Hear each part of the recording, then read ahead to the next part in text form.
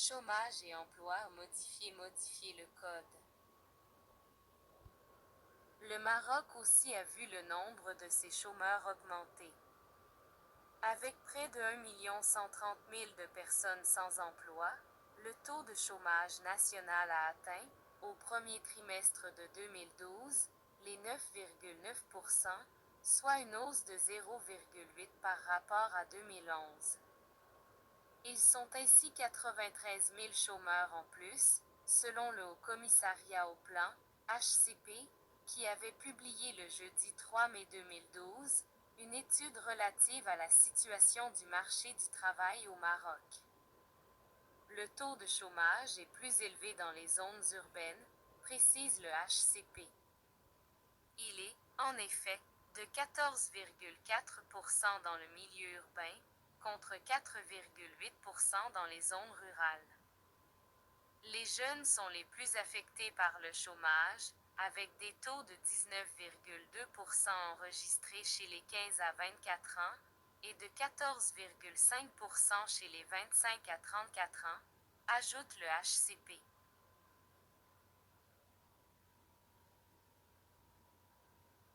Depuis les années 1970, les autorités ont fait le choix de tout miser sur l'économie de marché et sur le secteur privé, largement subventionné par l'État, avec l'idée qu'il allait s'autonomiser et devenir le principal investisseur. Cette politique a pourtant abouti à un échec patent. Outre qu'il investit faiblement, le privé ne salarie que 10% de la population active. D'autre part, au sein de ces 12 millions de personnes actives, 2 millions sont recensées comme telles, mais ne sont pas rémunérées, constituant la catégorie dite des travailleurs fantômes. Figurent notamment dans cette catégorie les ouvriers agricoles employés au sein de l'exploitation familiale ou les jeunes travaillant dans l'artisanat. Finances publiques modifier le code. Les équilibres financiers ont été progressivement restaurés ces dernières décennies. De 12% du produit intérieur brut, PIB, en 1982, le déficit budgétaire a été ramené à 2,7% en 2001 et à 3,5% en 2003. Néanmoins, l'effet de la crise, ainsi que des erreurs de gestion ont à nouveau fait déraper cet indicateur. Le déficit budgétaire a atteint, en 2012, 7,1% du PIB. En 2015, il est en baisse de 16% par rapport à l'exercice précédent, en grande partie grâce à la limitation des émissions au titre de la compensation. La Caisse de compensation a pesé pour 55 milliards de DH en 2012, en hausse de 27 milliards de DH par rapport à 2010. Pour 2013, le gouvernement a budgétisé 40 milliards de DH au titre de la charge de compensation, notamment sur la base d'un baril de pétrole à 105 $ en moyenne.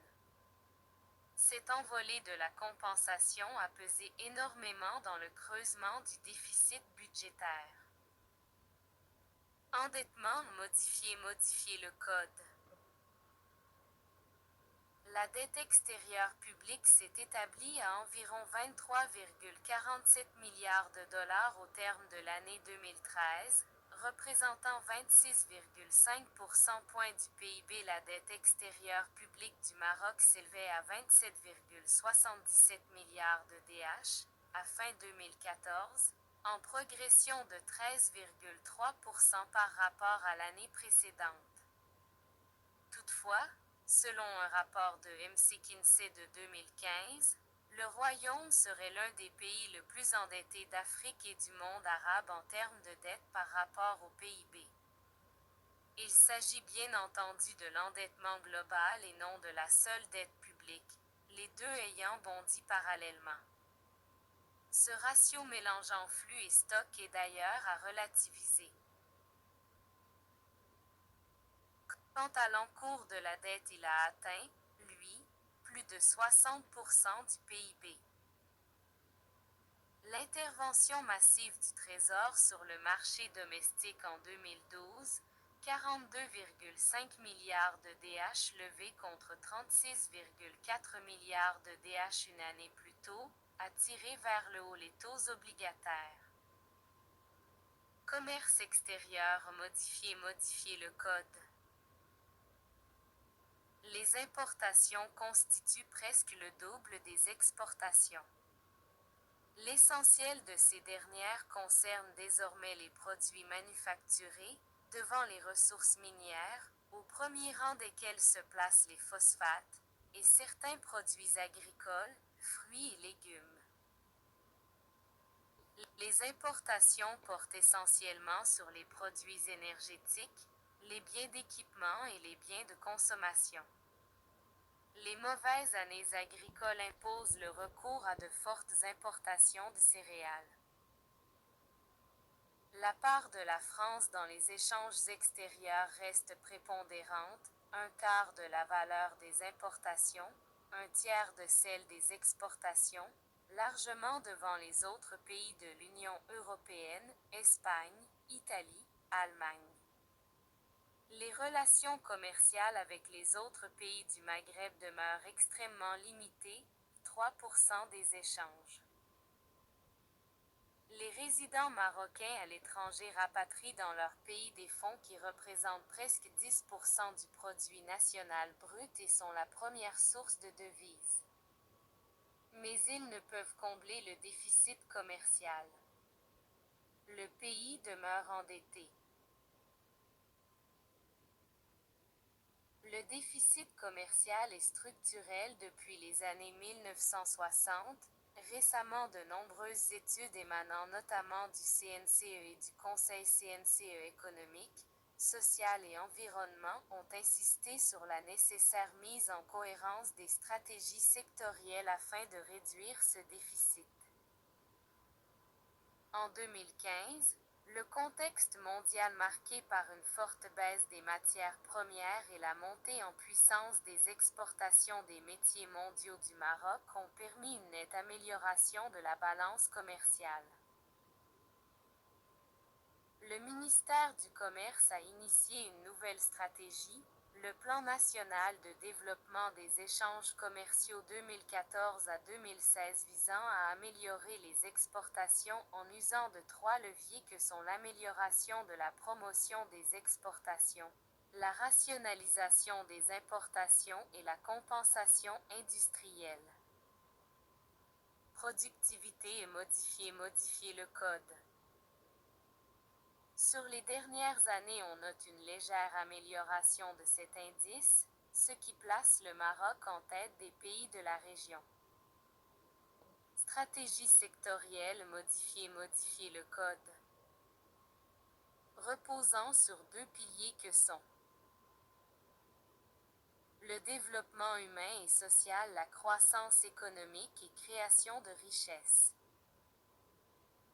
Le Maroc a déployé 50 programmes socio-économiques permettant une lisibilité de la stratégie nationale, ci-après quelques exemples. Vision 2010 puis 2020 pour le tourisme, Pacte national pour l'émergence industrielle, Plan Maroc vers stratégie nationale logistique, Plan halieutique pour la pêche, Maroc numérique, Plan émergence phosphate, Plan solaire, Plan éolien. Notation modifier le code. Standard et pour à rehausser, le 23 mars 2010, la note du Maroc du crédit souverain de la dette à long terme en devise de BB+, à BBB, et de la dette en monnaie locale à long terme de BBB, à BBB+, avec des perspectives stables.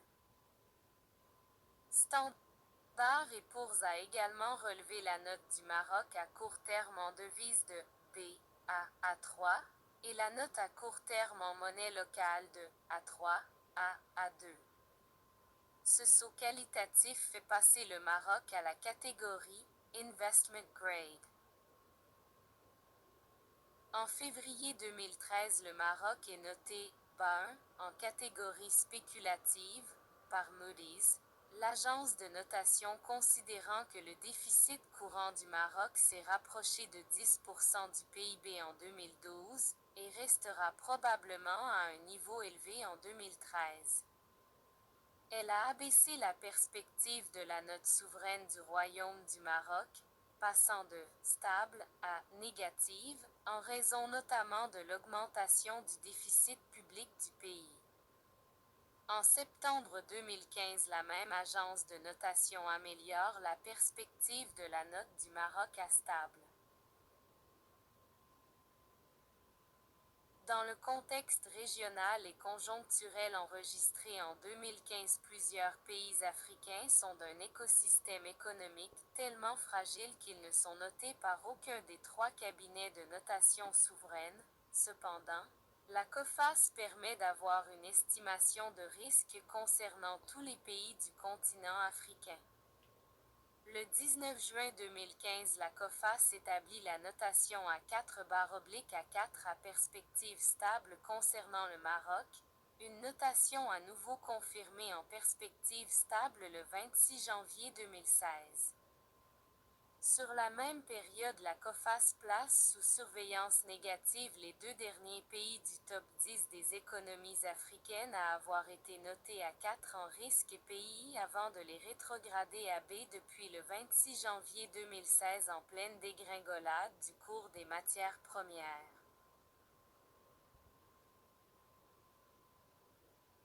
Notation COFAS des principaux pays africains, pays risque et pays environnement des affaires. Maroc à 4/4. Afrique du Sud B1/4. Algérie B1B. Égypte CB. Nigeria CD. Un pays rétrogradé de A4 à B depuis le 26 janvier 2016. Notation COFAS en janvier 2016 des 5 premières économies africaines. Accords bilatéraux modifier le code.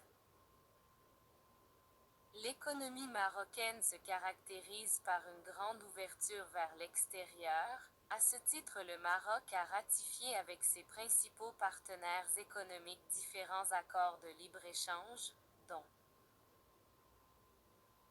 l'accord de libre-échange avec l'Union européenne dans l'objectif d'intégrer la ZLE, Zone européenne de libre-échange à l'horizon 2012. L'accord d'Agadir, signé avec l'Égypte, la Jordanie et la Tunisie, dans le cadre de la mise en place de la zone arabe de libre-échange. L'accord de libre-échange avec les Émirats arabes unis. L'accord de libre-échange avec la Turquie. L'accord de libre-échange avec les États-Unis, entré en vigueur le 1 janvier 2006.